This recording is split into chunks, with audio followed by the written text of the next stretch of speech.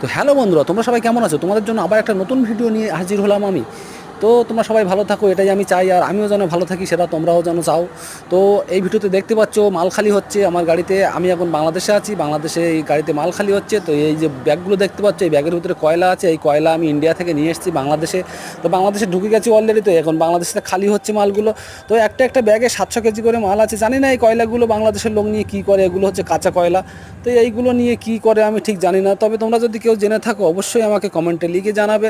আর আমার চ্যানেলটাকে সাবস্ক্রাইব করবে। আমার চ্যানেলে যদি নতুন হয়ে থাকো আর ভিডিওটা ভালো লাগে লাইক করবে, কমেন্ট করবে, শেয়ার করবে। তো এই মাল নিয়ে কি করে জানি না। আর একটা ক্রেনের কত ক্ষমতা দেখো ভাই।